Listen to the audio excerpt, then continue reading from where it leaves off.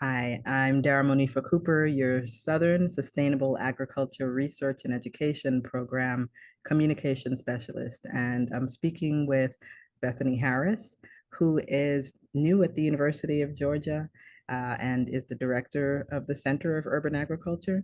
And we're going over a few things because there are some grant projects within Southern SARE, including one by Tiffany Belfield, who is the founder and director of the Kentucky Black Farmers Association.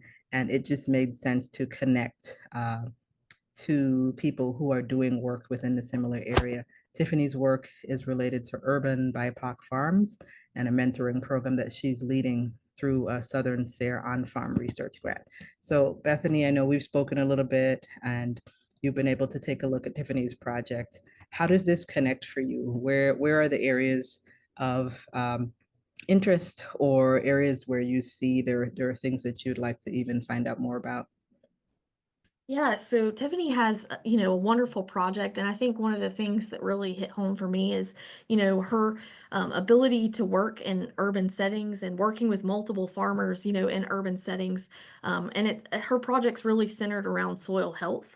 And for me, that's a huge part of what urban agriculture is obviously soil health and soil management in urban spaces is very, very important. And it leads to conservation too. And so that was an area for me that I think it's very, very important. I think research in urban settings is also important. A lot of times we do research maybe in rural areas, but we don't do the same research studies in urban spaces. And we may have different microclimates or soil conditions in these settings. And so I think just being able to learn more about her project and the work that they're doing is really, really important, particularly for throughout the United States, but in urban areas. And as it pertains to your work at the center, where do you see potential for where the work aligns together?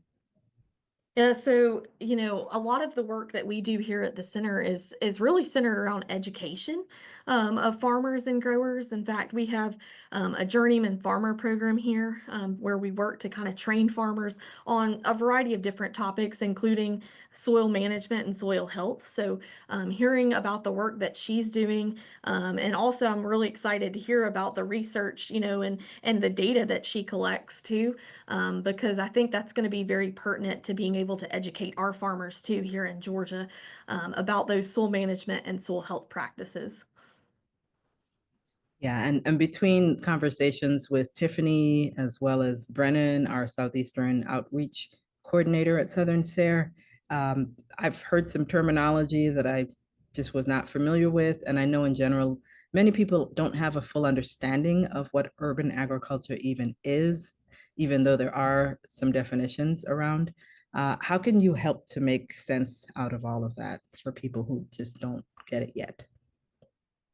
Yeah, I think, obviously, urban agriculture is very complex. And here in Georgia, it's very vast too. It really encompasses kind of a variety of different areas. And so I think at the biggest, kind of at the heart urban agriculture is community and really being able to connect with community. And when I think about urban food production, which is a huge part of urban agriculture, I think about being able to provide fresh local produce that are going to impact community members. And this is not just community members, but schools and, throughout our state is going to improve, food production and also, economically, be able to improve that as well. And so I think that's a huge part of this. Not only is urban agriculture just that, though, it's, very much environmental stewardship mindset and conservation. So I think about, not only Tiffany's project really relates to soil health and it involves soil microorganisms and kind of assessing that as well. But I would say, thinking about wildlife and pollinators and how we as community members impact urban agriculture every day. And is there anything else that you'd want to share, maybe about the center or urban agriculture in general, that you think people just need to understand or be informed about that maybe is part of the work that you do, and you've seen that there's a great need for it? Yeah, so I would say, one of the biggest things is, connecting with your local land grant university. They have a lot of resources. I know here at the University of Georgia and through the Center for Urban Agriculture, I mentioned the Journeyman Farmer Program, which is a certification program, but also, workshops, conference opportunities, extension publications that can be really beneficial to farmers as they learn more about urban agriculture, or maybe they're in urban settings and actually want to start a business and become a producer or farmer. And so those resources are very important, and just making sure that they're aware of those, and just know that urban agriculture, as cities begin to grow and communities begin to grow, it's ever changing. There's new challenges every day, whether it be soil erosion, or whether it be pollinator conservation or soil health. And so I think it's very important that we manage and that we be proactive when it comes to urban agriculture, and really assessing, the needs, and also being aware of those issues and challenges that may arise. Well, thank you so much for all you've shared. If you'd like to wrap up with anything, please do. And then also just whatever contact information you have for people to be able to reach you, please share that. Yeah, so my contact information is it's Bethany Harris at uga.edu is my email. And if you will check out the ugaurbanaG.com, ugaurbanaG.com. and that will connect you to the resources that we have at the University of Georgia.